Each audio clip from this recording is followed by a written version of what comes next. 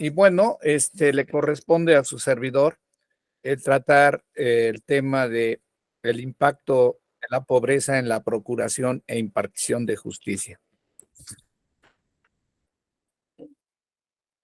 Hablar de la pobreza en el mundo actual no es referirse a un discurso demagógico. La pobreza material es una realidad. Es una realidad que más del 5.000 millones de habitantes del planeta Tierra la padecen.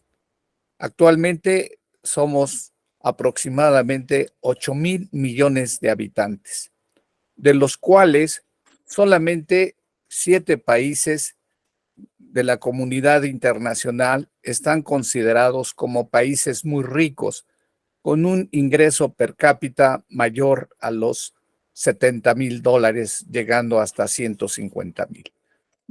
Le siguen los ricos, los cuales no son más de 15 estados de la comunidad internacional, cuyo ingreso per cápita está por arriba de los $40,000.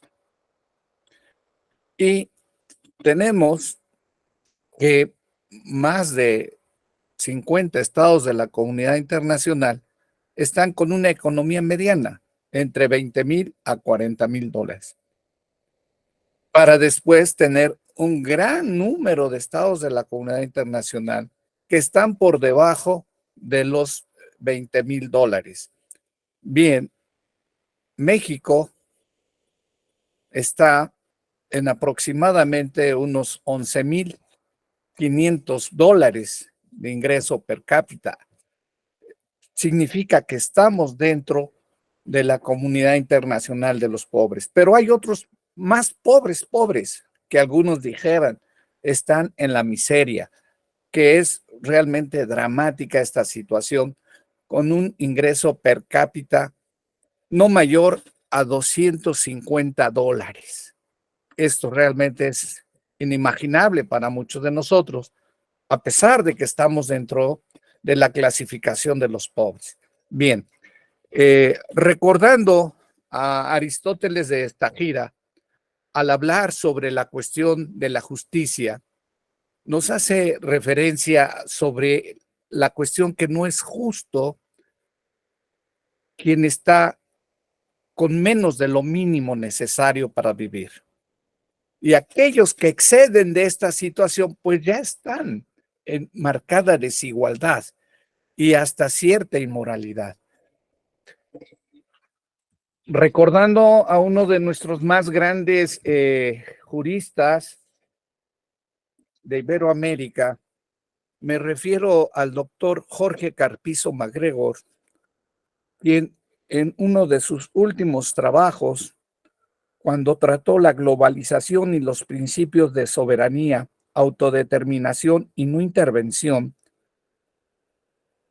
publicado en algunas reflexiones constitucionales por el Instituto de Investigaciones Jurídicas de la UNAM en el año 2007, en las páginas 149 a la 151, expresa lo siguiente: el crimen organizado son verdaderas empresas transnacionales que se dedican a actividades ilícitas, tráfico de drogas, armas y personas, así como a los juegos de azar, por lo que obtienen ganancias inimaginables. La ONU calcula que los ingresos anuales de estas equivalen al Producto Nacional Bruto de los países económicamente más débiles, cuyos habitantes ascienden a 3,000 millones de seres humanos. De ahí que un 1% de esos muy ricos corrompen a gobiernos, empresas, iglesias y partidos políticos, incapacitados para combatirlo con efectividad, por lo que es necesaria la colaboración internacional. Más adelante, cabe citar a William Robinson, cuando en su libro El capitalismo global y la crisis de la humanidad, publicado en Editorial Siglo XXI, 2021, en su traducción al español, En las páginas 9, 297 y 298 encontramos lo siguiente. Se impone un cambio de lógica, sustituir la lógica del mercado por la lógica de lo social. La pandemia del COVID-19 dejó a su paso más desigualdad y pobreza, más tensión política, más militarismo, más autoritarismo.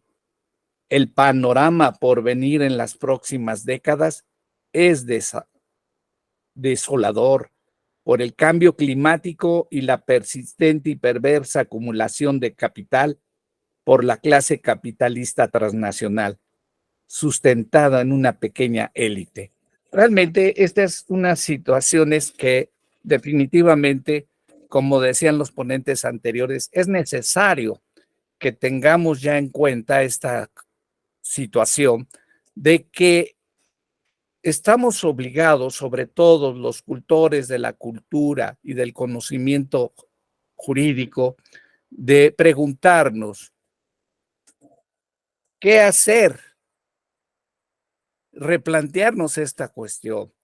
¿Cuál es la función del derecho? Si es una función del derecho de preservar y conservar el statu quo o dentro de las funciones también del derecho está la cuestión de la distribución del ingreso y de la riqueza para aminorar las asimetrías. ¿Cómo no recordar el trabajo que se le publicó en el año de 1842 a Mariano Otero en sus ensayos sociales, económicos y políticos, en donde hace un señalamiento muy fuerte?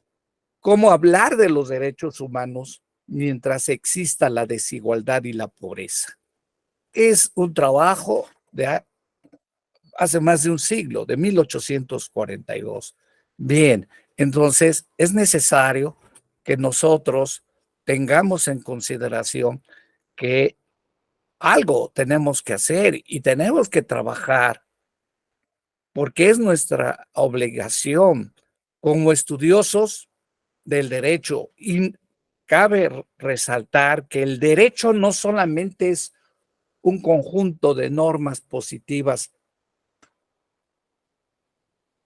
de manera aislada y neutral. El derecho es una realidad social y desde esa perspectiva que desde hace más de 100 años, Santi Romano nos lo hablaba acerca, al igual que otros que han aterrizado en la cuestión de los hechos sociales, la realidad social, en donde, como dijera Karl Popper, el derecho tiene una gran función de ingeniería social. ¿Y cuál es el compromiso a que estamos obligados? Porque no podemos cerrar los ojos ni dejar pasar. Es necesario que se incrementen los presupuestos para el fomento y desarrollo de las políticas públicas y sociales.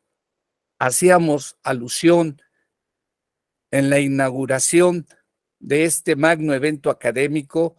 La seguridad humana es la preocupación más importante para todos.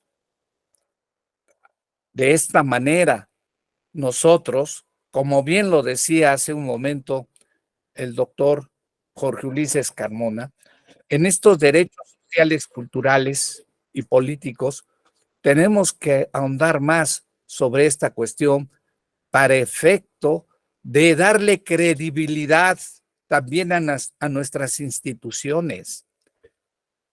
Mucho se cuestiona y se critica el quehacer de los que procuran e imparten justicia.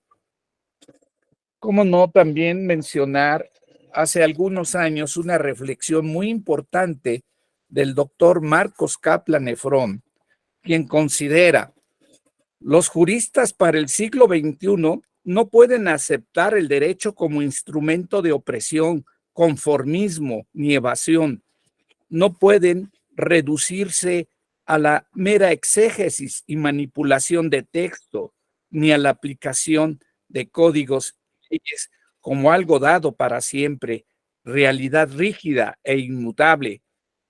Deben huir de la abstracción gratuita, del formalismo, de la pura especulación, de la falsa sutileza. Debe de evitar el ritualismo y la jerga, preocuparse por la simplicidad, la racionalidad, el realismo, la respuesta creativa ante conflictos, dilemas, nuevas situaciones y desafíos.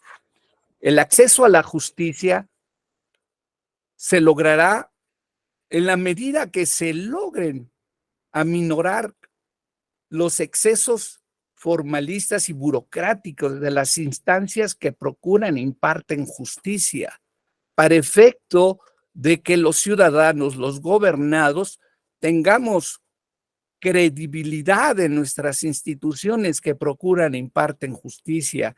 Es una necesidad. Cabe mencionar también una reflexión de Jorge Carpizo. Antes quisiera hacer mención. Don Héctor Fix Zamudio menciona: con las políticas económicas neoliberales se hace a un lado al estado del bienestar para pasar al estado del malestar. No es posible que nosotros sigamos dando eco a políticas económicas neoliberales deshumanizantes. Tenemos que tener un acercamiento más a la cuestión humanizante y dejáramos también el derecho como un fuerte crisol de moral, de ética, de justicia social. Es muy importante. Bien, para esto voy a dar lectura a esta reflexión de Jorge Carpizo. La moral pública en México se encuentra enferma. Es necesario un cambio de mentalidad por el bien del país, empero son vicios muy antiguos y arraigados en nuestra sociedad. Los conoció y sufrió la sociedad colonial durante casi 3 siglos. Los mismos perduraron durante los siglos XIX, XX y siguen en los primeros 9 años del siglo XXI.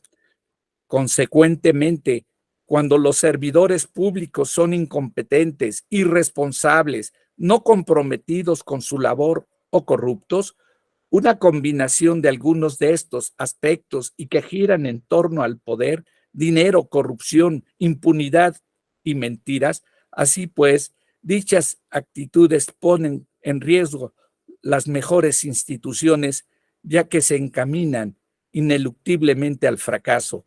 Además, no podemos pasar por alto que dichas conductas y actitudes egoístas y mezquinas redundan en perjuicio de las mayorías que viven en la pobreza, ya que carecen de lo mínimo necesario para desarrollarse. Consecuentemente, tenemos que trabajar más en difundir, en promover el respeto a los derechos humanos, el respeto a la seguridad humana, derecho a la alimentación, a la educación, al trabajo. De ahí que considero muy importante que se deje en reflexión que no ha sido una reforma atinada la que se dio a la fracción 13 del artículo 123 en su apartado B de la Constitución Política de los Estados Unidos Mexicanos en el contexto de la reforma constitucional penal del 18 de junio de 2008, toda vez que, pese a un contexto garantista, se contradice cuando se hace referencia a que si un servidor público llega a estar en un supuesto de responsabilidad, pero a pesar de que éste demostró, probó que no le compete ese señalamiento, no se le podrá reinstalar. Esta es una injusticia total y que ahora que se ha puesto en el centro de la atención una sociedad más humana, más justa, más libre y menos desigual, es necesario reflexionar sobre esta cuestión que llega a ser demasiado injusta. Por lo que a mí respecta, muchas gracias.